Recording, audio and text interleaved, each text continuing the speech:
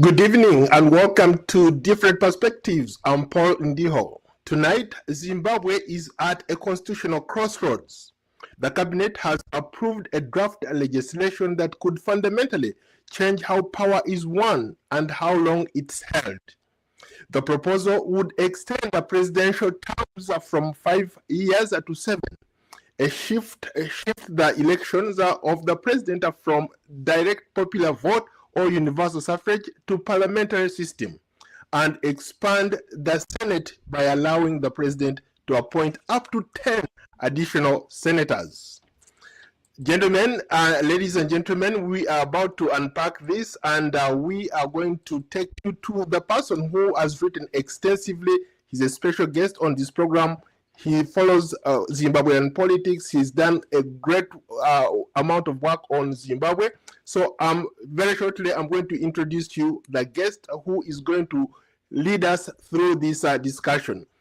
But if this bill is passed, these changes could allow President Emmerson Mnangagwa to remain in office until 2030, despite current term limits ending in 2028. Now, for context, the government says this is about stability and policy continuity. The opposition is raising hell. It says this is a constitutional coup. And of course, here to unpack all this, the political, legal, and economic implications, we are joined by my good friend, Professor Elliot Masocha, a Zimbabwean analyst and professor of business and political science at DeVry University in Columbus, Ohio. Professor Masocha, welcome to Different Perspectives. Thank you, and thank you for having me. Thank you, viewers, too, for watching. It's a fascinating time. It's been a while since you and I had this discussion, but set the stage for us. You've written extensively about your beloved country. You follow the politics there. Set the stage for us. What does this mean from a viewer's or an ordinary person's point of view? Well, what it means is that ZANU-PF, first of all, it's following its party's constitution. A resolution was passed, at the ZANU-PF conference, and that was not the only resolution that was passed. A couple of resolutions were passed, and that was resolution number 1 to extend the president's term of office to 2030. And there was justification for that, that he has been doing a good job. So they are taking it over from that resolution from their political party conference to parliament, following exactly the constitution of Zimbabwe. So it's normal what is happening right now, but it does not in any way that any bill that is tabled in parliament and voted for as this big resolution of changing the constitution and the president's term of office, it doesn't mean at all that is going to pass. It's something that is normal, that happens in a lot of countries, and those who are appointed to do that, they are just doing their own job.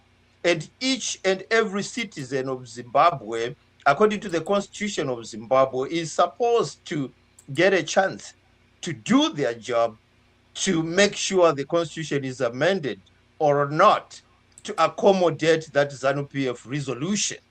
So that's what I'm seeing that is happening.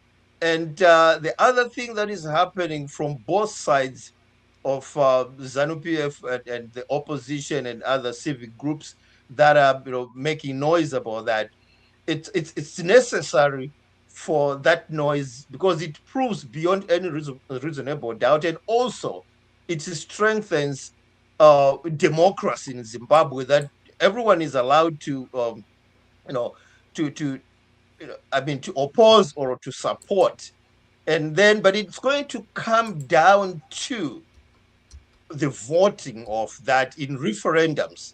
There are supposed to be 2 referendums, one to amend the president's term, and the other one to do the same. to parliamentarians. So looking at 2028, when elections are supposed to be done, I don't think there's any time for that to succeed in any way. Besides that, the person himself, President Mnangagwa, had said no multiple times. So whether Wait a minute. You're saying that the president himself has said that, but who is behind this whole thing?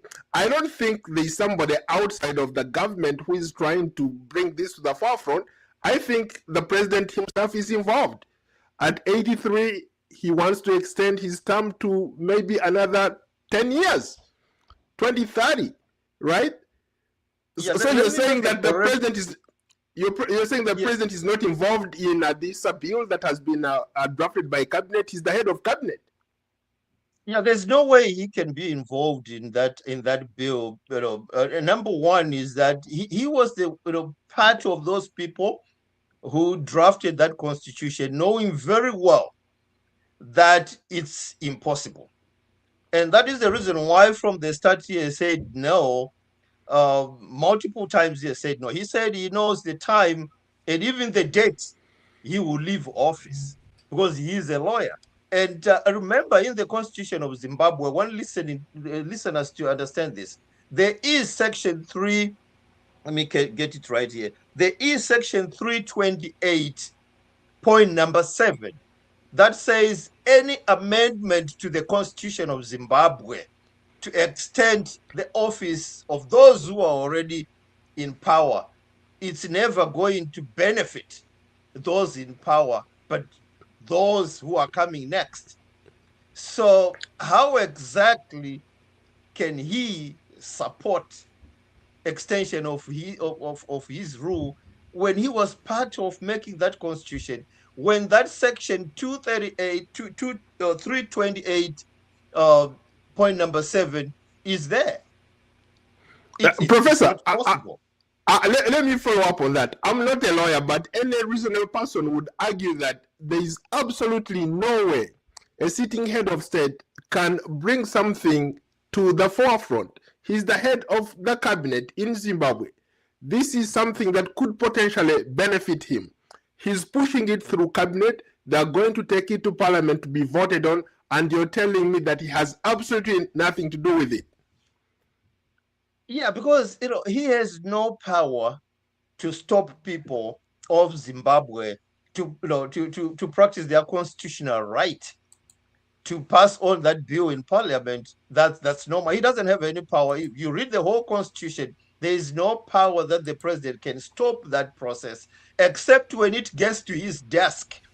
If it is going to be a miracle for him to get it to his desk, as far as he has said, no, he will definitely veto it because yes, that is his only power, to veto it. But again, some of his powers is what he has already done. He has said no multiple times. And remember, this past week, few days ago, it was announced at a ZANU-PF conference by the secretary of ZANU-PF's legal affairs that he had spoken to the president 3 times, one time in August, another time in September, and the last and final time was this past Tuesday, asking him about that. And he categorically said, I told you before, I told the world, I am not going to go beyond my second term. And it's reported that he was actually angry for being, asking that multiple times. But again, he does not have power to stop people from practicing their constitutional right to push it on.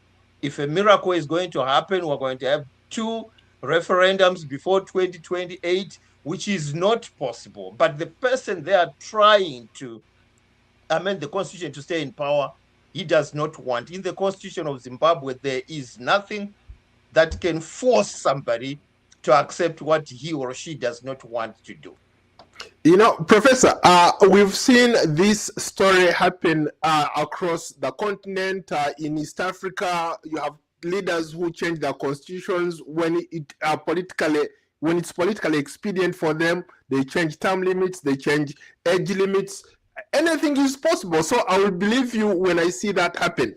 But how about the government is arguing that, for example, that they cannot do so much in the 5 years. They are arguing, they are saying that maybe an extension from 5 to 7 would allow them to complete their development programs from a governance point of view and business perspective. Does that really make sense? Is that somebody who is doing this not to benefit him politically? It can mean something for the next president, according to the constitution of Zimbabwe, not the current president. The current president took office knowing very well that he has an assignment to finish in 4 years. Therefore, if he fails to finish in 4 years and try to change the constitution, that's not going to happen. It's his failure that he has to, to live with. And then the constitution can be changed for the next president to enjoy more than 4 years. But as for now, it's not going to be possible for him to do that, because other constitutions in other countries, it might have happened, maybe because they don't have what Zimbabwe's constitution have. Section 328.7 may not be in the constitution of other countries. So the other countries, they can do that, fair and fine, according to their constitutions. But according to the constitution of Zimbabwe, it's not possible. It's not going to benefit him. It's going to benefit the next president. Besides that, he took office knowing very well, because this was not his first term, by the way. He was there before, so he knew his assignment, just like what Professor Maduku was saying today, that, if you enter an exam, in class at university, it's going to last for 2 hours. There is no way you can say, please give me 3 hours to finish. You fail in 2 hours, and that's it. And the president is accepting it that, well, I have done my part for the past, 4 years, after I've done other 4 years as well. And besides that, he is also acknowledging his age. He wants to retire. He has been working for Zimbabwe for all his life. Just imagine you and me and everybody else in the world going to get your grandfather or grandmother of the president's age to come to work. So please, let's respect the president of Zimbabwe and allow him to enjoy his retirement, allow him to stand by his constitutional right of saying no. Whether he mean it or not, let's hold him accountable to his no and say, you said no, there's no way you are going to change from no. You did not only tell us in Zimbabwe to say no, you told the whole world. And he said that's what he will stand by, is no. I'm not a politician, but again, I'm going to maybe put a caveat. I will believe you when I see that happens. I've dealt with politicians. You're breaking up. Okay, I was saying that I've been to your country several times. I've seen how politicians are very creative when it comes to changing constitutions. You and I can agree that a constitution is a working document. There's nothing wrong with amending a constitution. If he has the numbers like he does, what stops him from amending the constitution to benefit him politically? From what I've seen, what I've read, from talking to people who are on the ground in Zimbabwe, they're telling me a totally different story. They're saying the president and his maybe core cabinet members are trying basically to overthrow the constitution. This is something that would require a referendum. You just talked about how it's not possible to do a referendum in the next year, but actually what they are proposing, it's not a cabinet that can decide on a constitutional amendment like that. They need to go back to the people. Until the people decide that this is what we want, then they can go ahead with that. But what they're trying to do right now, they're trying to overthrow their own constitution. Would you not agree? Yeah, that's not going to happen. Of course, they may intend to do that. And if they don't know that they are going to fail, Professor Elliot Masocha, is telling them that they are going to fail to, amend anything, if they are going to go to the people of Zimbabwe, this is not the first time it has been done to go to a referendum for the constitutional changes. And the people of Zimbabwe have always won. They have always won. Their will has always, succeeded. So, and I don't think it's going ever to go all the way to a referendum when he, the president, is saying no. And remember, this resolution was concluded and killed these past few days in a ZANU-PF conference when it was announced by the secretary of ZANU-PF's legal affairs that he had talked to the president, and the president said no, no, no, as many times as he had said no. Therefore, the resolution had already died. Of course, we are hearing people, civic groups, we are hearing some other opposition, politicians saying, oh, there's going to be a coup on the constitution. They are going to amend this. Well, I want viewers to know that politics is what it is. It's a dirty game. They are playing politics knowing very, very, very well that nothing like that is going to happen. And it's within their constitutional right to argue that way. And also, there are problems that happen not only in Zimbabwe for us to hear all these problems. But number one, the government in power may not know, I'm saying may not know, how to communicate well to the public so that they do not panic, so that they can communicate to the public that it's the normal process that happens in amending the constitution, but it does not mean it's going to succeed if the majority of Zimbabweans do not want it in a referendum. So there should not be any panic. There should not be anybody going in the streets and risking their lives, demonstrating on something. If they are allowed to, exercise their constitutional right, let them speak at the ballot box. But to your point, I just wanted to go back to a point that you made earlier. Let's talk about expediency. As we speak right now in Zimbabwe, there's almost no opposition. All those popular parties, MDC, and all the other popular parties are in disarray. What has happened to them? The current government has figured out a way to disorganize them and destroy them politically. So what the president and his cabinet are looking at, they're looking at a vacuum. So they're taking advantage of what's going on currently with the political parties. There is nobody to challenge him. So what stops him from coming up with this quote-unquote amendment of the constitution without going to the people, but going to his cabinet?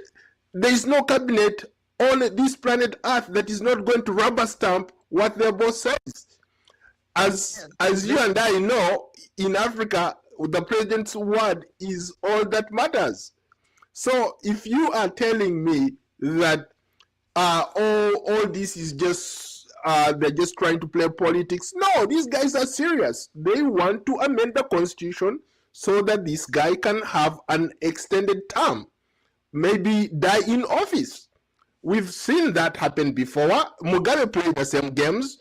His predecessor, he worked under Mugabe. The ZANU-PF hasn't changed that much. It's been the same party since independence.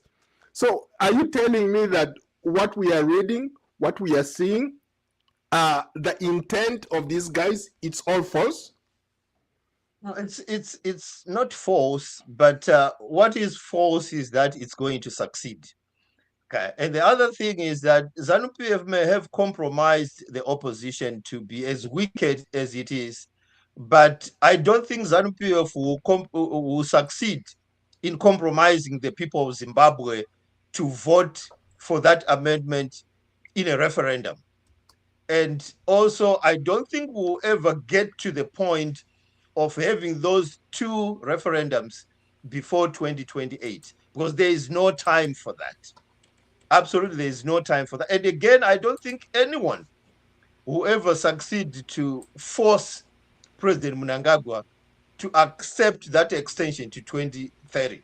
It has already been announced to ZANU-PF members in a conference that he said no, and the resolution to change the constitution has been put to rest in ZANU-PF. How about for people who are arguing that, for example, one of the proposals says that they are going to end the direct popular vote. In other words, most people call it universal suffrage, where instead of people showing up on election day to vote for the president, to vote for members of parliament, they're instead going to vote for a political party, let's say ZANU-PF. And if ZANU-PF garners enough members, they create a government, and that in a way helps them to keep moving forward, keep running that country, instead of giving other people a chance. They are proposing to move away from that popular vote, where they would compete at a presidential level and go to a parliamentary system, just like the United Kingdom does. I think in Africa, the country that does that is Ethiopia. Ethiopia also has a parliamentary system. There are other countries that have had that are also proposing. So basically, this is trying to circumvent the constitution and come up with creative ways of doing things. Your thoughts about that? Well, I would want to hear, anybody who is going to tell me how they are going to go around section 328.7. How that says, any amendment to the constitution is not supposed to benefit those in power. How are they going to repeal that? And then again, 2028 is not far for two referendums, to be done. And doing all that to a person who said no, what benefit does it have to a country? The person said no, and you want to keep on wasting money, wasting resources, instead of using it to develop the country. So it will be a waste of time. And I don't think the international community is going to listen to that.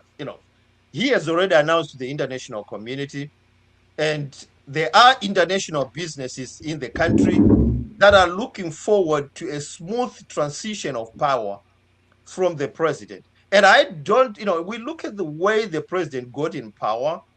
When somebody was removed, the way he was removed and he got in power, do you really think a normal person would want to stay in power more than necessary for such things to happen? He's not, I don't see at any point he will ever change his mind and say yes.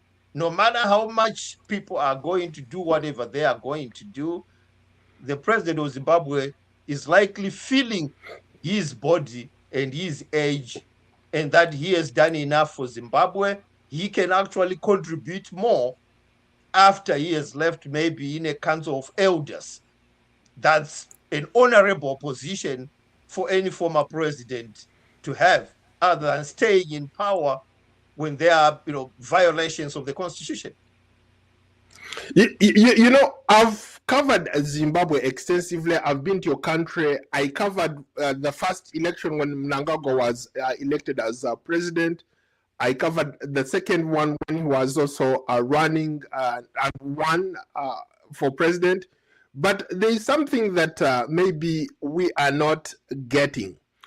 I've covered also a lot of African politicians. Most of them tend to think that they are smarter than the people they serve, which I see happening in Zimbabwe. They're trying to use the same template that Mugabe used for all these years. He had no opposition, no legitimate opposition that was challenging him.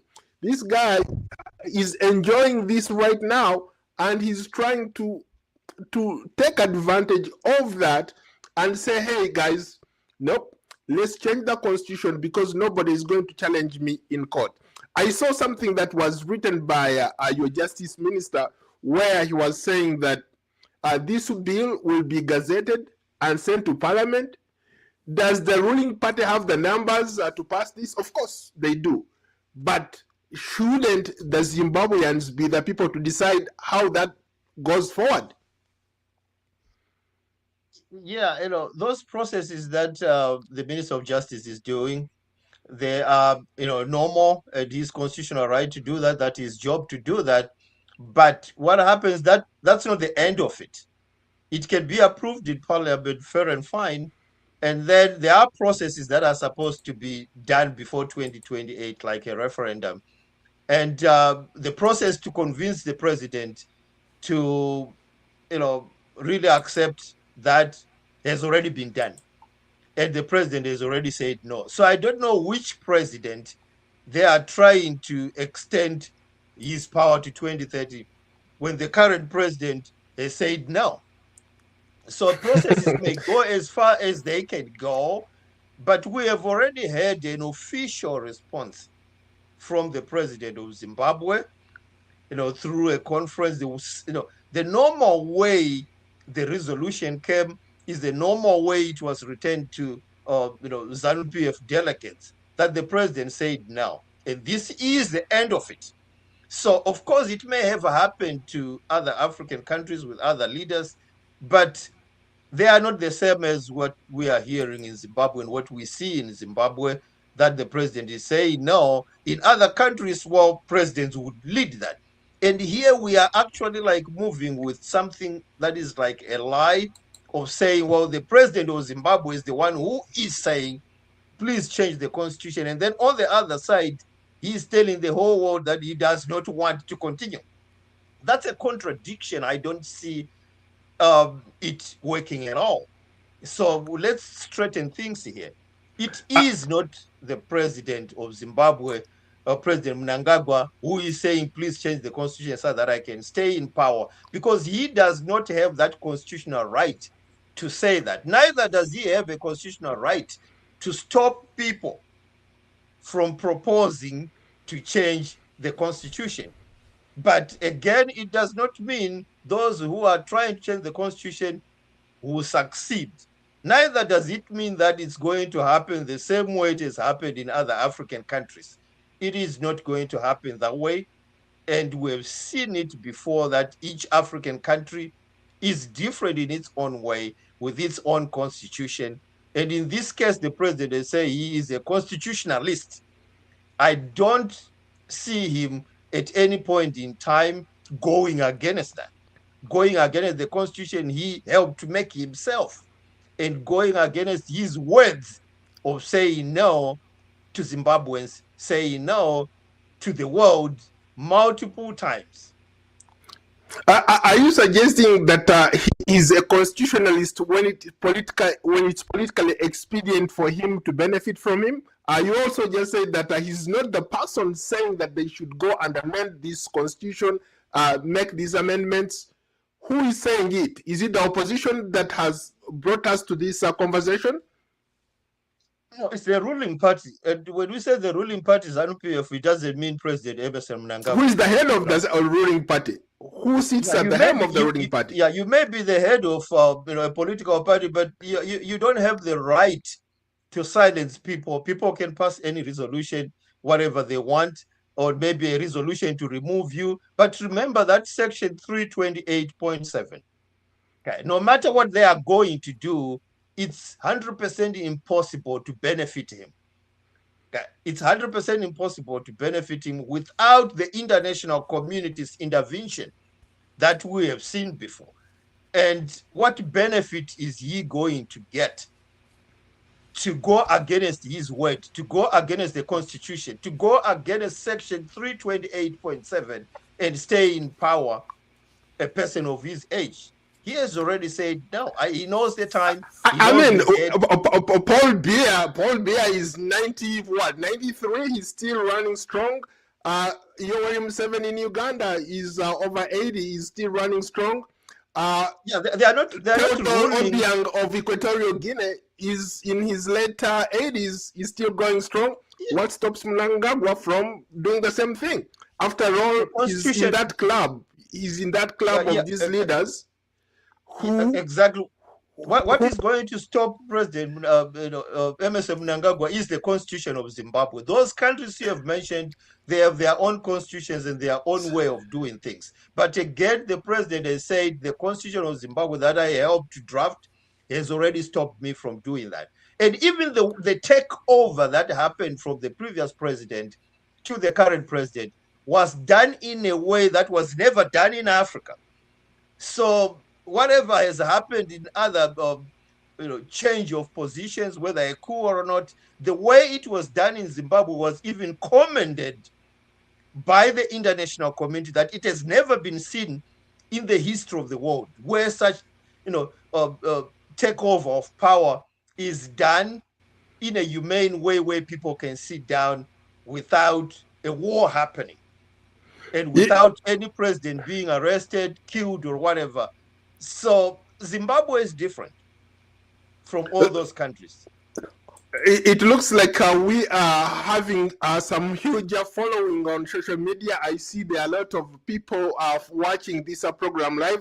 Thank you all. Let me give a shout out to those people who are watching us.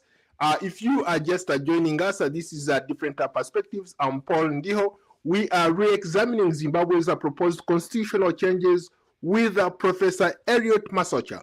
We are streaming live on YouTube, X, Facebook, Instagram, and TikTok.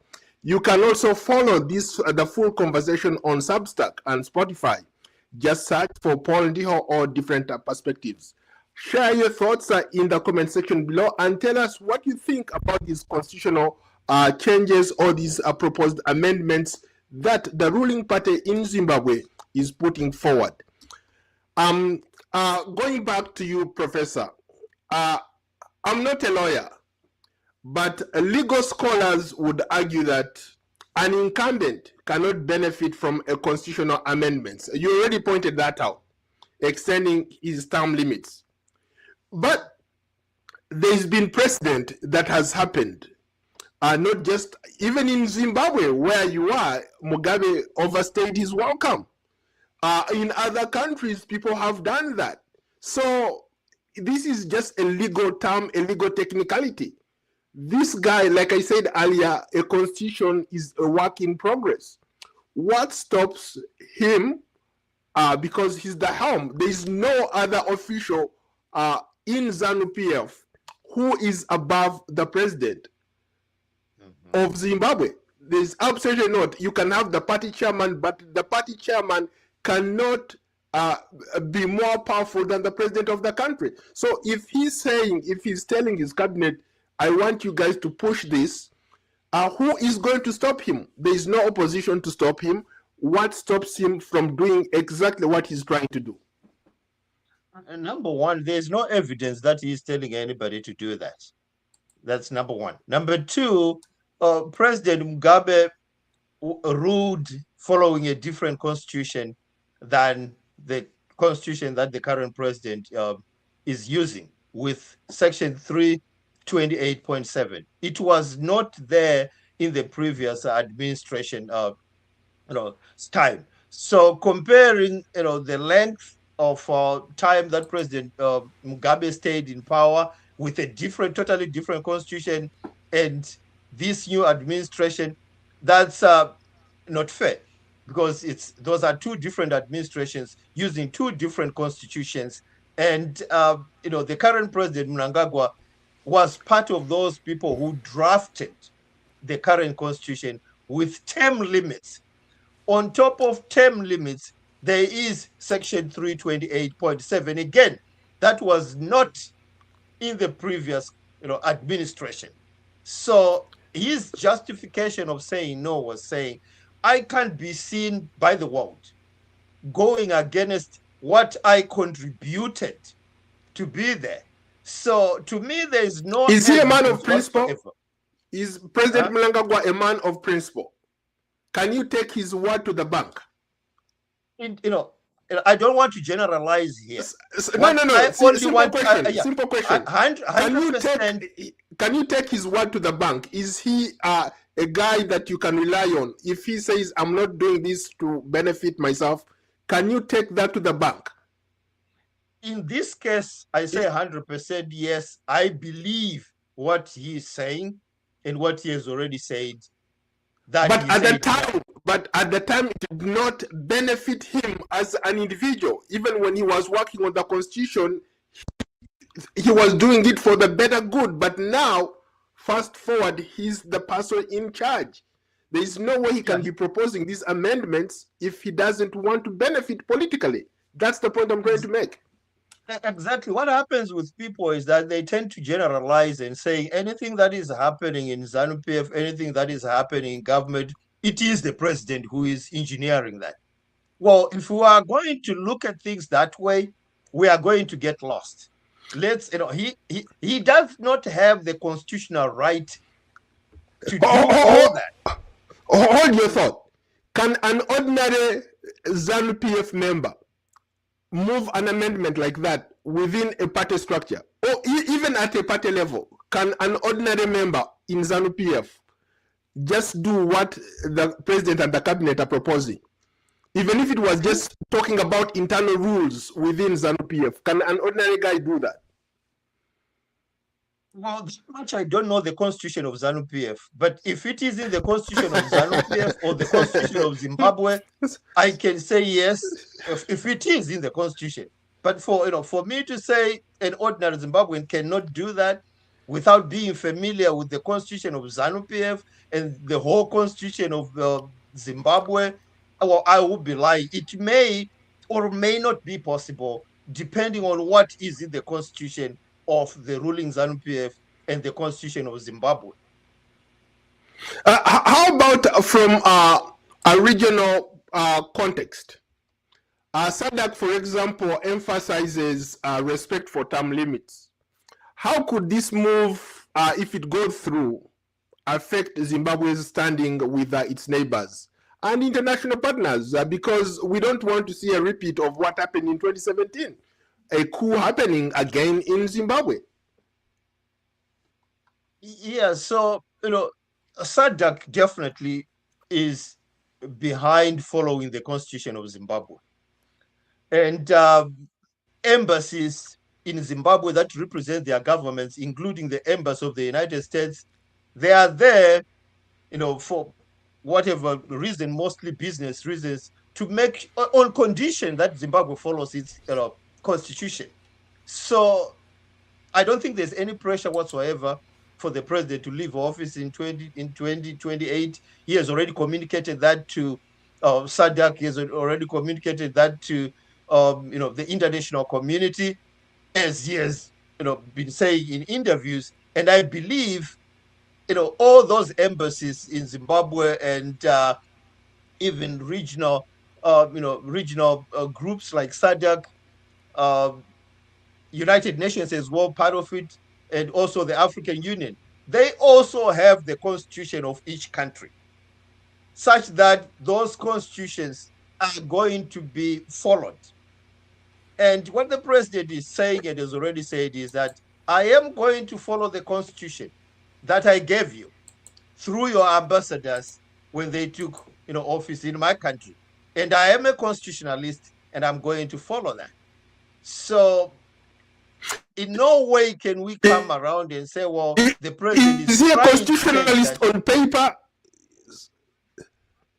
Is he a constitutionalist on paper or in principle?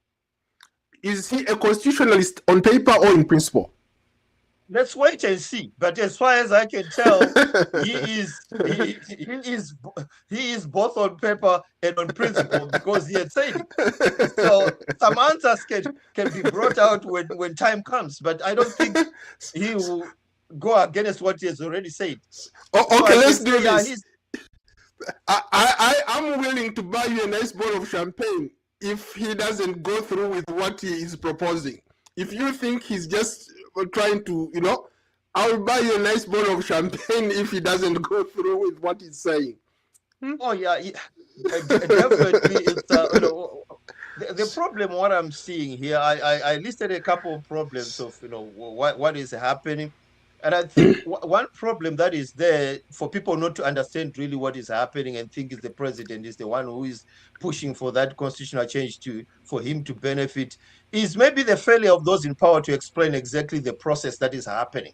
That this is according to the constitution, but it doesn't mean if you, the people of Zimbabwe, don't want it, it's going to pass. So that has not been communicated to people, that the process that is happening is normal.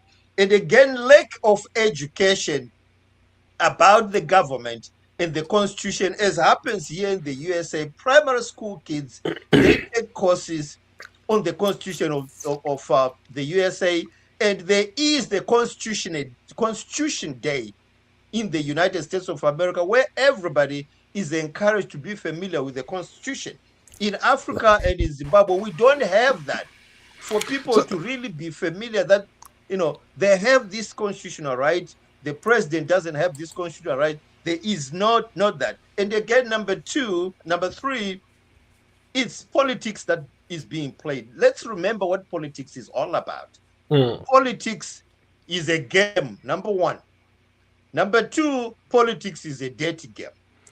So I'm not going to go in details about that, but it has already been said throughout the whole world that politics is a dirty game. And I'm not saying it's a game of killing people or whatever, but it's a game that is played in different ways, and we can see it being played in Zimbabwe right now. Number four, well, it's unfortunate that me and you are part of those who are in the media, but the media industry, it survives on sensitizing things.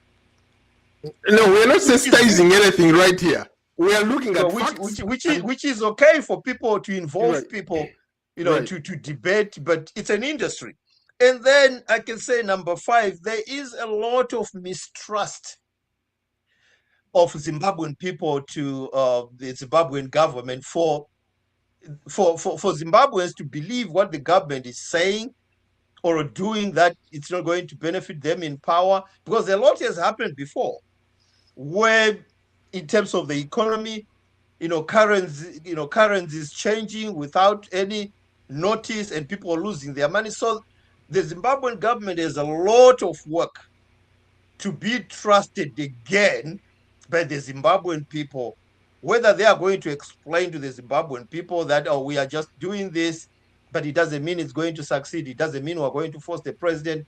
People have lost trust, which is a big thing for the upcoming administration, to make sure they are going to invest in the confidence of the citizens of Zimbabwe, such that we may work towards, developing the country.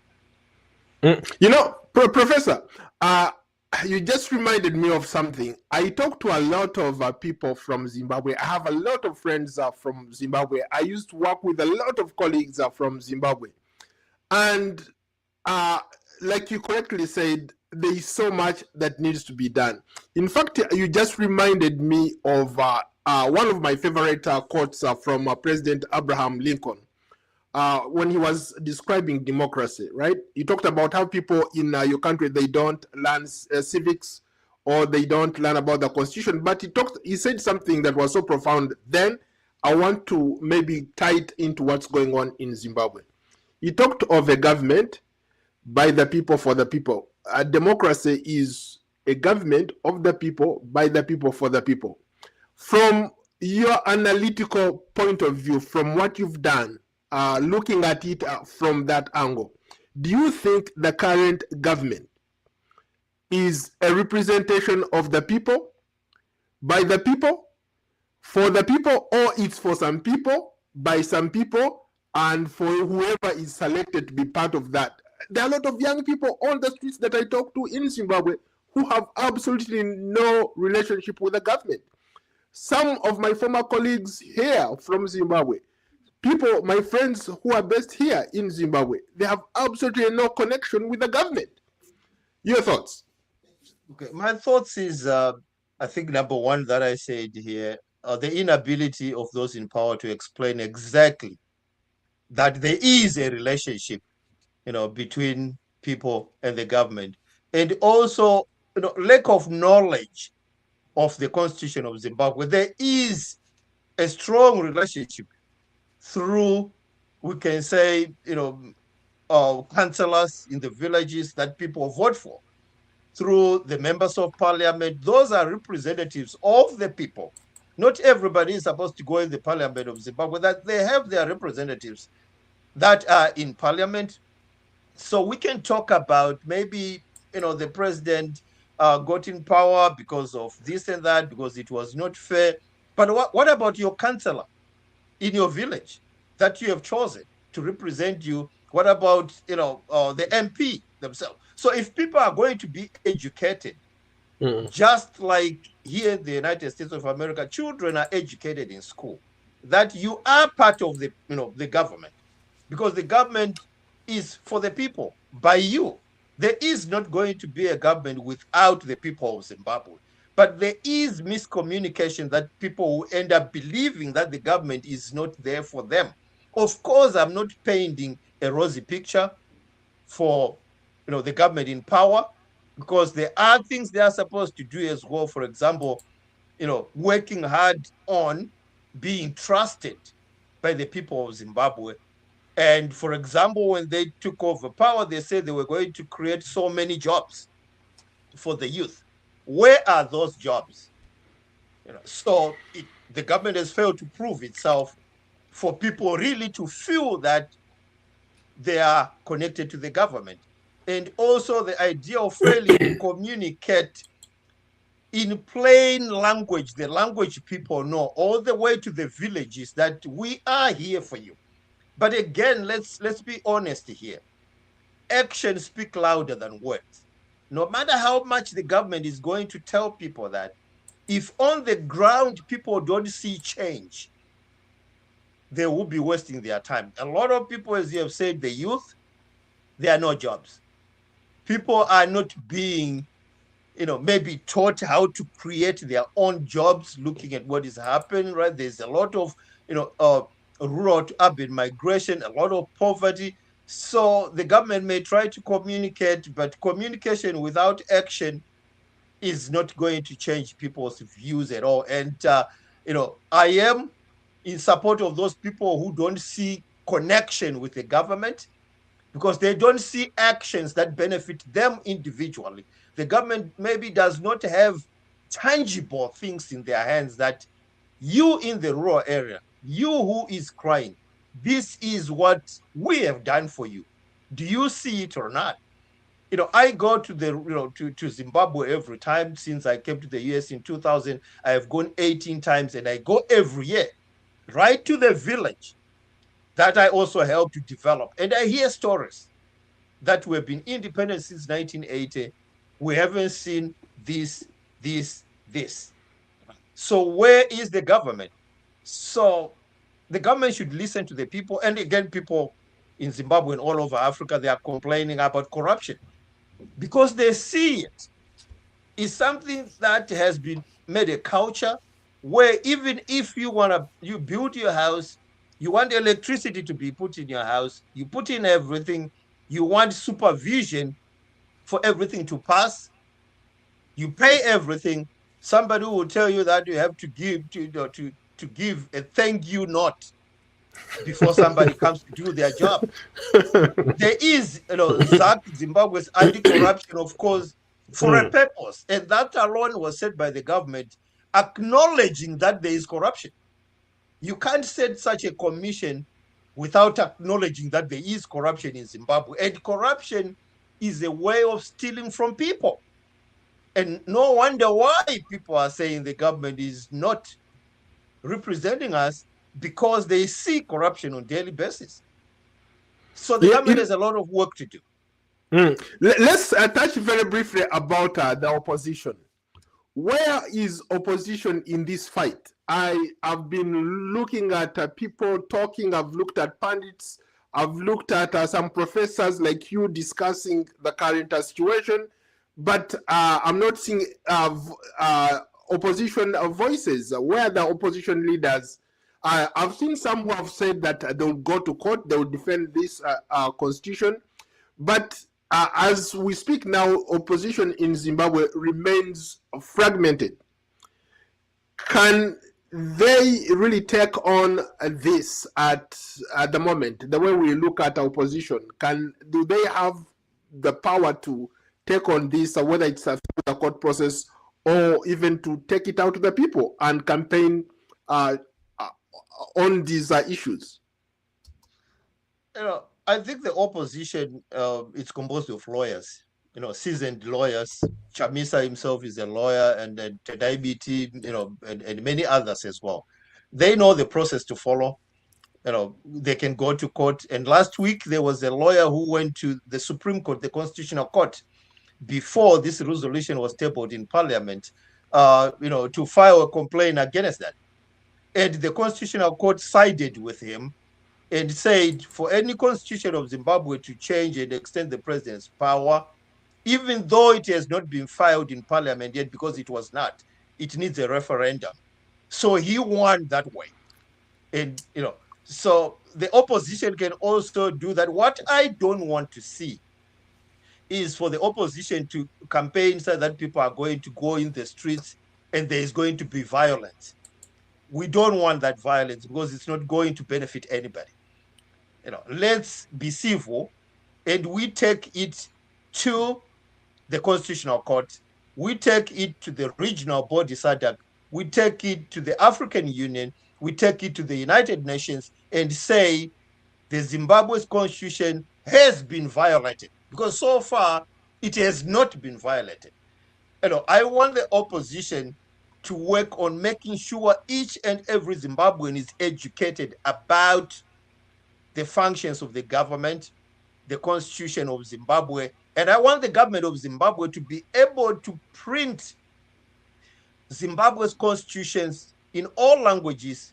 And please don't give people for free. They can buy, as we do in the USA here, everywhere else. So that people are going to invest in knowledge of knowing exactly how things go in government.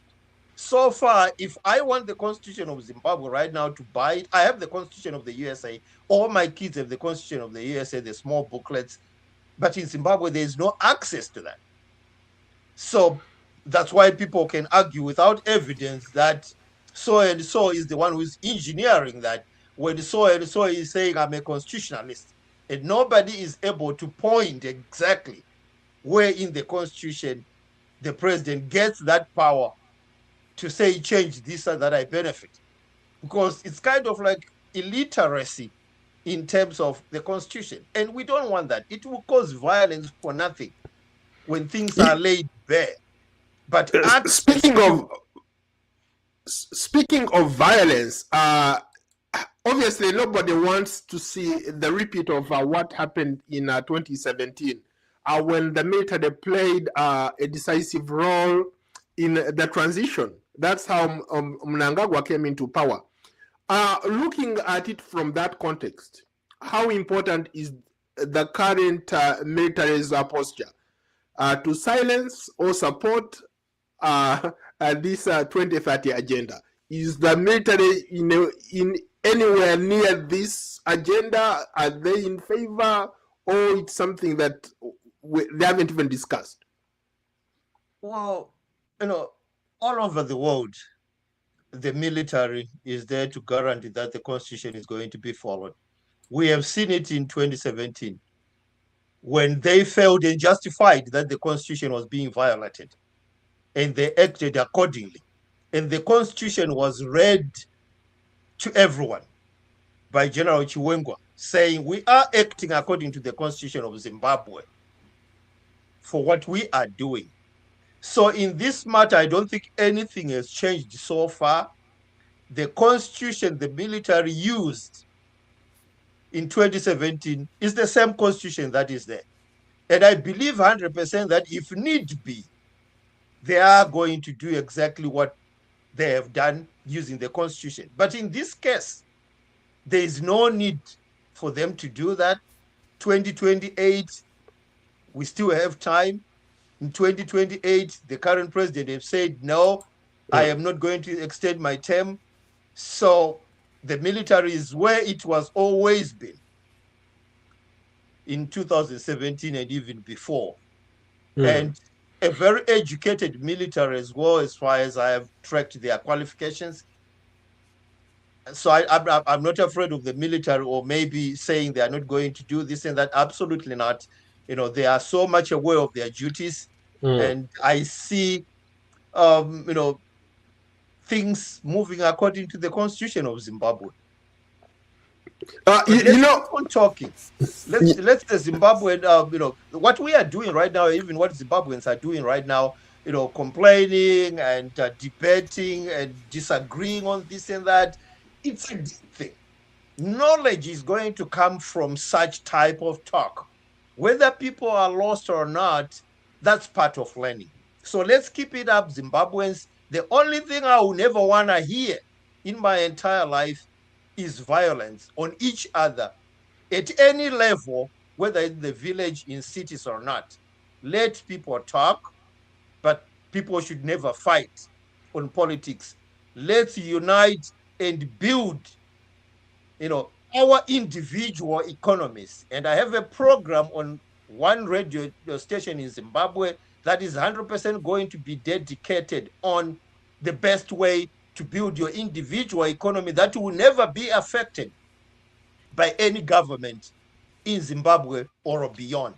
So I'm available to teach people that, and also tell people and even teach them that violence doesn't benefit anybody. I like that. I entirely agree with what you're saying there. Violence does not benefit anybody. Let's advocate for constructive criticism, constructive engagement when it comes to some of these issues. But finally, before we go, we're almost out of time. Supposing these amendments pass, what message does this send to the younger people that we talked about earlier, who have no jobs, who have no hope, who have lost faith in the leadership, who have lost faith in the country that they call their beloved country, who are hopeless? They don't have anything to aspire to. What does this mean, supposing these amendments pass? Okay. If this amendment is going to miraculously pass, which it is not going to be, what it means from a business standpoint, it means that each and every one of us should invest time to learn how to create their own economies.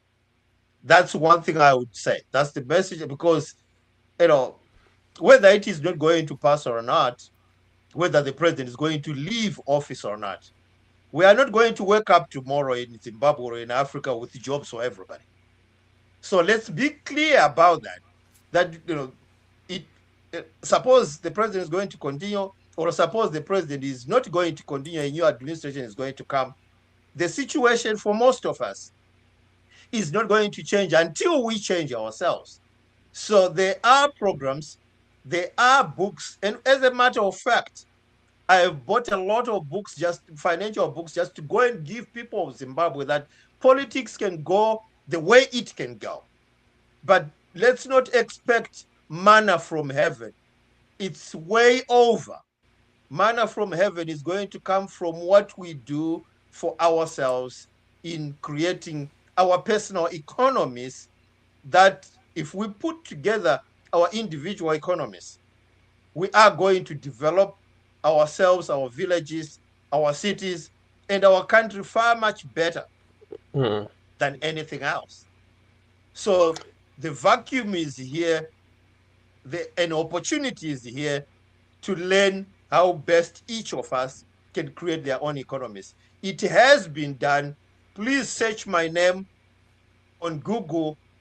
Just type my name. You're going to see a list of what I have done in my village in trying to create each and every person's economy, because a country is built by its citizens, as the president has said.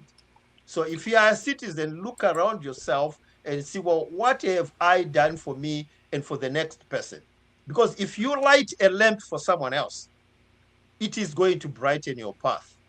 That's a Buddha proverb. So let's light lamps for some other people with knowledge, with donations, and we're going to develop ourselves. Well, I think that's the best way, I guess, to end this show.